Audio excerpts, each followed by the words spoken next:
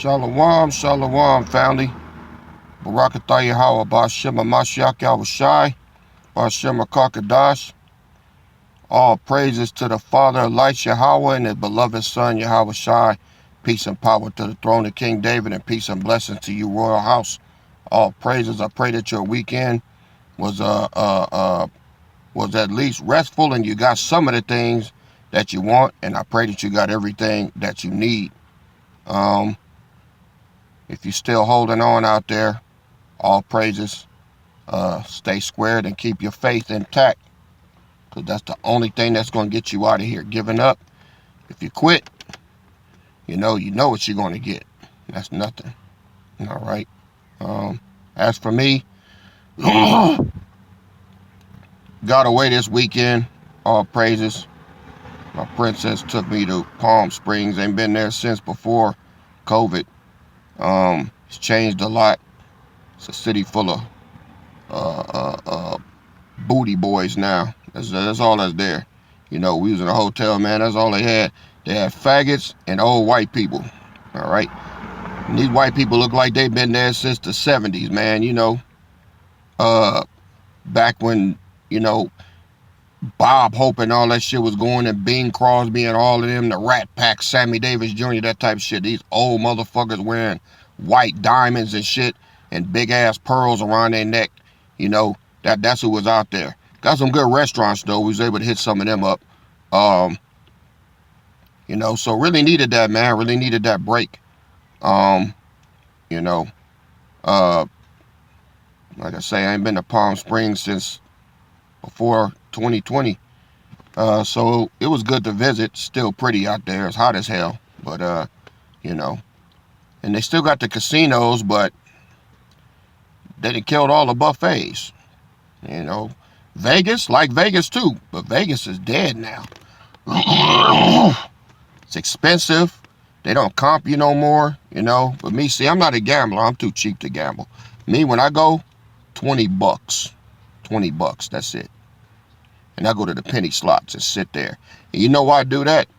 Because long as you gambling, I can keep getting my vodka and cranberry. That's it. That's all I'm worried about. That's it. It's my vodka and cranberry, So once I do that, then I find, my wife, she loves gambling, With me, I don't do none of that shit. Ain't no roulette, ain't no betting on black. I ain't at the crap tables, none of that shit. Not even, damn straight, no damn Texas Hold'em, trying to do no spades and no blackjack, none of that shit either. Nah. I sit back and watch everybody else lose their money, with my free drink, my wife, yeah, that's the motherfucker that like gambling and shit. So I just follow her around, and every time that lady come by, my cup get empty. By the end of the night, it's time for me to go to bed. But yeah, had a good time. Had a good time, y'all. Yeah. Well, I've been studying too. Look, I don't give a fuck what I'm doing. I always make time for the Most High, man.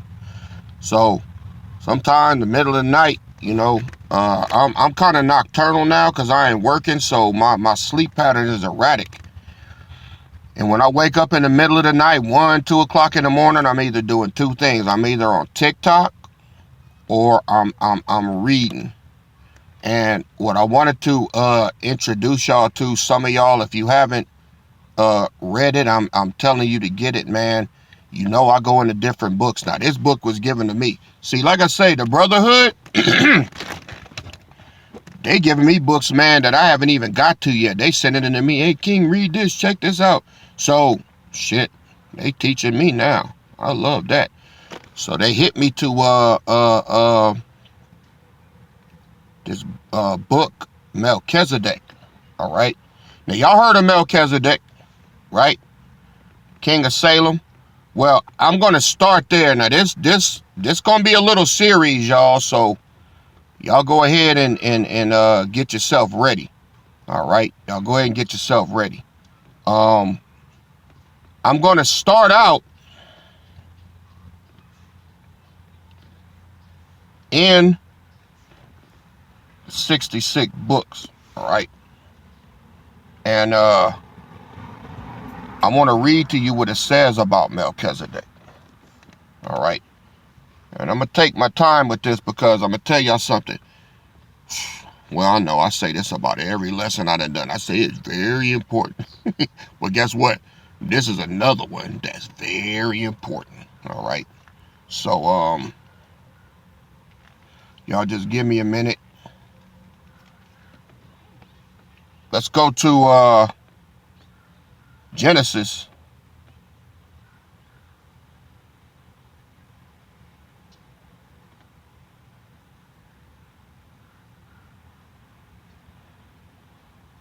Chapter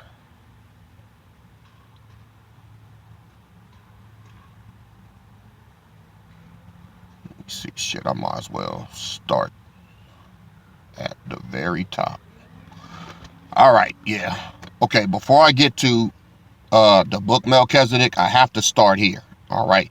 For some of you that are not familiar with the story about Abraham and Lot and Sodom and Gomorrah and all that, there's a lot to this, man. All right, so I'm going to read along. It's story time, all right? Story time. Hope y'all took a piss already. Sit your ass down and listen. Get edified. This is Genesis chapter 14, starting at verse 1.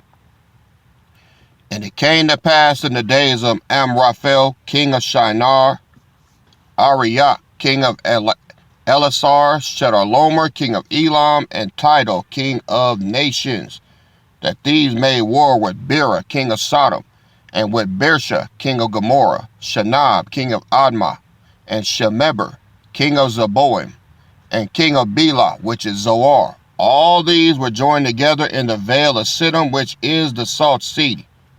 All right. 12 years they served Chedorlaomer, and in the 13th year they rebelled.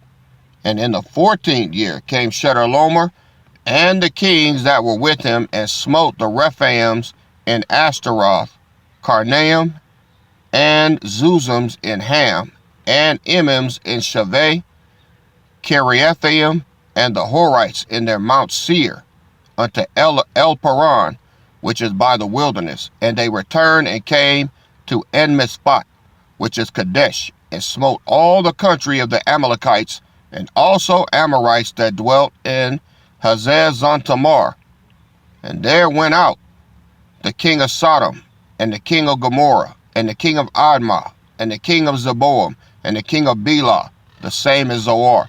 And they joined battle with them in the vale of Siddim, with Chedorlaomer, the king of Elam, and with Tidal, king of nations, and Amraphel, king of Shinar, and Arioch, king of Elasar, 4 kings with 5. And the vale of Siddim was full of slime pits, and the kings of Sodom and Gomorrah fled and fell there. And they that remained fled to the mountain, and they took all the goods of Sodom and Gomorrah, and all their victuals, and went their way. Now listen to verse 12. And they took Lot, Abram's brother's son, who dwelt in Sodom, and his goods, and departed. And there came one that had escaped, and told Abram the Hebrew, all right, for he dwelt in the plain of Mamre, the Amorite, brother of Eshcol, and brother of Aner, and these were confederate with Abraham. And when Abraham heard that his brother was taken captive, he armed his trained servants, born in his own house, 318, and pursued them unto Dan. Now, I want you to listen to this, all right? This is why the Bible is called a stumbling block. I have read this over and over and over, and this led me way off into the pastures, man. Listen to what it says, right? Verse 14. And when Abram heard that his brother was taken captive, he armed his trained servants, born in his own house, 318, and pursued them unto Dan. Now that sounds like Abraham got up a small army of 318 men and went to go fight and get them back, right? Well, he did do that, sort of. All right, but it ain't like it sound. He fought, but when you learn what he really did, man, okay? Now, verse 15, and he divided himself against them, he and his servants by night, and smote them, and pursued them unto Hobah, which is on the left hand of Damascus. Verse 16, and he brought back all the goods, and also brought again his brother Lot, and his goods, and the women also, and the people. Look at verse 17. And the king of Sodom went out to meet him after his return from the slaughter of Chedorlaomer and of the kings that were with him at the valley of Shaveh, which is the king's dale. And Melchizedek, king of Salem, brought forth bread and wine, and he was the priest of the most high power. Now, I've heard even these camps say that, yeah, man, yeah, Melchizedek, man, that was Yahushua. That wasn't him. Melchizedek was a totally different person. Okay? That's another lie. Right? Check this out. But I'm not going to get on him too hard because I believe the same thing because nobody had anything to refute it till now. Verse 19. And he blessed him and said, blessed be Abram of the most high power, possessor of heaven and earth. And blessed be the most high power which have delivered thy enemies into thy hand. And he gave him tithes of all. And the king of Sodom said unto Abram, give me the persons and take the goods to thyself. And Abram said to the king of Sodom, I have lifted up my hand unto the Lord, the most high power, that the possessor of heaven and earth, that I would not take from a thread, even to a shoe latchet, and that I would not take anything that is thine, lest thou shouldest say, I have made Abram rich. So Abraham wanted the Most High to get all the credit and all the glory for returning his women and children, and most of all, his nephew Lot to him safely from those kings that stole him.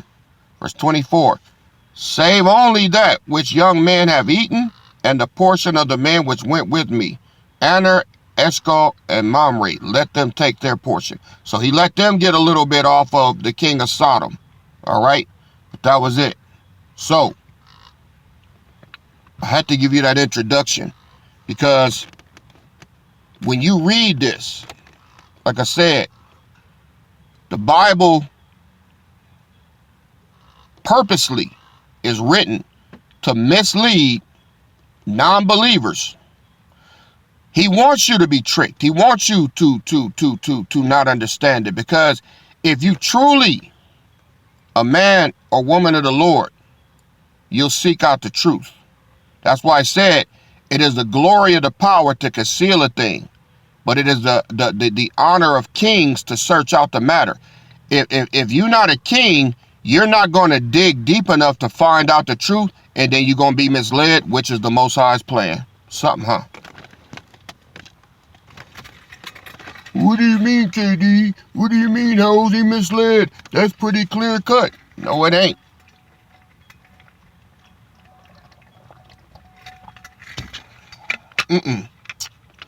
Not by a long shot. Y'all don't know a tablespoon of what I just read to you. I thought I knew too. I even heard the Pharisees say, yeah, man, yeah, Abraham went out there, man. He knew martial arts. He knew karate. He had superpowers. Yeah, he had superpowers. He had superpowers. No, he didn't, man. No, he didn't. All he had was the Most High on his side. Well, y'all ready to get to the truth? All right, let's do it. All right. Like I say, I hope if you have to go back over this, if you have to hear that introduction again, listen to it a couple of times, because now that we've been at this for a while, family, y'all ain't on the milk no more. This is the meat right here. And what I want y'all to know is this. Those of y'all that's still here hanging on, and you true to this, all right, then you're no longer a novice. Some of y'all are just coming in, but those of y'all that have been here a while, you know, and some of y'all that are catching up, look, you're not, as long as you know who you are and you got a relationship with the Most High, you pray to him, you talk to him, you read your word and you pray for understanding so that he could talk back to you so you can understand what he's saying as best you can, then hey, this meat is for you. Y'all need meat now, and this is what this is. This is a serious revelation that I really needed, man. I really needed this because it's answered a lot of questions, all right? But check this out. This is the book of Melchizedek. Now, if you get the app, all right, it'll look like this. See that look like a little planet right there? That's the app. It looks like that. Not this cat, but him right here. Now, once you get that, you hit it, and it goes to this. All right, the book of Melchizedek. All right, now, this is where we're going to start. The history of the Vase. All right. Now, this is some deep shit, y'all. I got to go through this slow. I'm going to tell you now, I'm not going to finish it in this sitting, but y'all know I like to be thorough. So, we're going to start with the history of the Vase, and I want you to listen to me real good. The history of the Vase, chapter 1. Now, what I like about it is it gives you a prologue right here up top before you get to the passage to tell you what it's about. And it reads, Abraham is informed of the battle in which Lot and many are taken captive. Abraham receives commandments from the Eternal in order to effect the great liberation that is to summon and prepare his shepherds and prepare a vase or a vase with special characteristics. All right, verse 1. I was resting under the shadow of the mulberry oak next to my vent when I saw one of the servants of my nephew Lot arrive hurriedly, almost out of breath. He began to tell me about the tragedy. There was a battle between the cities of the plains that the day before, involving 4 kings against 5. As a result, Sodom was defeated and many of its inhabitants taken captive, including my nephew Lot. The news left me very distressed because at the same time that I felt it was necessary to come out to his aid, I was fragile without any conditions. I was always a peaceful man, and I hate those who shed blood. I have many servants, but few know how to handle swords and spears. Since childhood, they have been trained as shepherds. Instead of swords and spears, they handle curbs with which they lead the flocks. Instead of shields, they carry glasses on their waists, always full of fresh water to kill their thirst and refresh the afflicted sheep. Instead of wine to get drunk, they load subject to their belts small pots with olive oil, with which they anoint the wounds of the flock. Instead of resonating trumpets, they blow in small horns, with which they summon the flock to the corral. So, how does that differ from what I just read to you in Genesis chapter 14? It sounded like he got a small army and went to fight, right? Well, this was his army. They were shepherds. They were priests, basically. These are the early examples of the priesthood. They're peaceful. They're peaceful men. He said, I hate those that shed blood. So how did he get them back? Well, let's keep reading. Verse 3. Imagining what a battle would be like between my servants and the armies of those 5 victorious kings, I began to laugh while I was reflecting. The voice of the one who always guides me echoed in my ear, saying, Abram, Abram, do not disparage the instruments of the shepherds, for they are sanctified by the fire of sacrifice. They will conquer the great liberation. So the Most High told Abraham, just because they don't have swords and shields and spears and bows and arrows, don't underestimate the tools that they do have. Most High can weaponize a damn jelly donut. All right? Don't have him show you. All right? So he said, don't laugh. Because Abraham even laughed. He like, man, how the hell we going to get him back with some damn small horns and olive oil? Well, let's find out. Verse 5. The Eternal began to give me orders, making me advance by faith, without knowing how much liberation was to be realized. So, all he had to do was believe. And this is a message to y'all out there. All of y'all dealing with shit, how I'm going to do this, how I'm going to do that. Why you always worried about the details, man? Is there anything too hard for the Most High? When you see how he freed him, man, you're going to be like, God damn. Right? Most High could take a damn broken stick and kill everybody with it. It don't matter what it is. That's what makes him the Most High. He could do anything with anything. All right?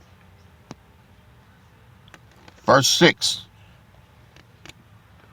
The first step was the convocation of all the shepherds who, leaving their flocks, went to the Mamre oak, bringing their pastoral instruments. There were a total of 600 pastors. 600 pastors. 7, I ordered the jugs to be emptied, placing the oil in the jar. So they had to get these big ass jugs and put olive oil in them. Verse 8. After fulfilling this order, I asked that each one take the wool of a sheep, mixing it with the oil from the jugs. After these things, Yahweh commanded me to take a large vase of clay, filling it halfway with oil. At the end of this task, the Lord commanded me to make a long wick of wool, curling half in the oil and leaving the other part held on top of the vase. So a wick, it's a long, like a candle wick where you light it and it burns down. Yeah, he told him to get the vase, fill it halfway with olive oil, and then stick a wick in there and let it hang outside the pot. Verse 11. After these things, Yahweh ordered me to light the fuse with the fire of the altar. As I approached the sacred fire that still burned on the morning sacrifice, a small flame jumped toward the fuse, and little by little it was feeding on the oil until it became a flare that could be seen from afar.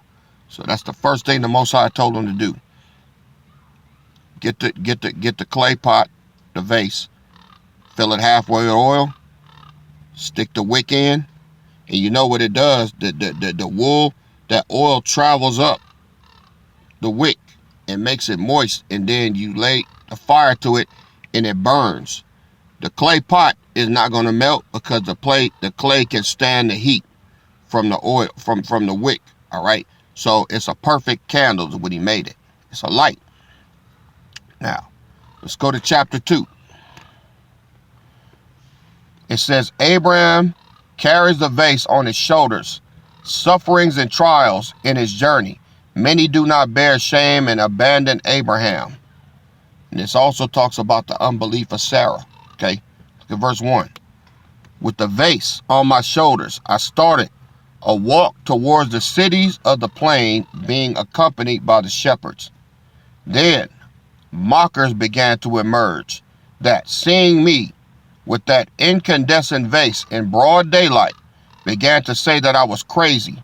As this news spread, many came to meet me, bringing advice for me to abandon that vase that would be able to destroy all my reputation and dignity in front of them all. Verse 2. When I told them about the armies and how and about my joint mission with the shepherds, they concluded that in fact I was crazy. They tried to throw me the vase by force by holding on to it. I prevented them from throwing it at me. Embarrassed by all this, many pastors began to separate. Some returned to their tents, while others joined those who laughed at my strange behavior. So, there's always some niggas around to try to discourage you. All right? When you want to do something for the Most High, you know you're headed in the right direction because you get a lot of scoffers and people fucking with you. Same thing happened right here. Abraham, what the fuck you doing, man? What do you mean? You ain't finna free nobody with no damn vases? You a damn fool. You finna go up against 5 kings with armies and swords and knives and arrows, and you think you finna win carrying a vase? You need to sit your crazy ass down. They was bagging on him non-stop. Non-stop. All right? Verse 3. Embarrassed by all this, many pastors began to separate. See, these are the ones that caved in under the pressure. They started listening to the ones scoffing. Some returned to their tents, while others joined those who laughed at my strange behavior. So some of them even tucked tail and ran and joined the other side and started bagging on Abraham, but they started out with him. Verse 4. Feeling alone with that heavy vase on my shoulders, I began to anguish myself. I longed to find someone whom I could share my experience, but everyone gave me disapproving looks. See, this was a walk of faith. Anytime you do something for the Most High, people are going to do their damnedest to discourage you. They're going to follow you. They're going to laugh at you. They're going to be bagging on you. They're going to be talking shit. Just like now. Look at me. How many people fuck with me on a daily? They fuck with me on a regular. Leaving snide comments. All right. Leaving stupid ass remarks. Telling me who the fuck I'm not, what I'm not going to do, how this not going to win. I'm crazy. I'm delusional. Right? Where you think it come from? There's nothing new under the sun. But I'm carrying my vase. Abraham told him back then, fuck you. All right? I'm going to keep moving. And for you bitch ass niggas that quit, fuck you too. And that's what I say to some of y'all. All of y'all that's the tuck tail and ran, that think this ain't real, that think this ain't legit, fuck you. You was never with the Most High. That's what happened. All right? Now this is the bad part right here. Look at verse 5. I remember Sarah, my beloved wife. In obedience to the voice of Yahweh, we had traveled many ways. Being Sarah always by my side, encouraging me to continue precisely in the most difficult moments. Certainly Sarah would bring me comfort and strength to continue firm, leading the vase of salvation. While I was walking along the road thinking about Sarah, I saw her in the crowd. In the middle. When I addressed her, I was surprised and discouraged to see in her eyes the same contempt of those who call me crazy for driving in the middle of the day the flame that had come off the altar. So now his own wife bagging on him. She's like, baby, what you doing out there? You look stupid. His own wife wasn't riding with him. Boy, when the devil want to get you, he hit below the belt. The devil like to kick you in the nuts from the back. All right? So now Abraham is getting roasted by everybody for his walk. Sound familiar?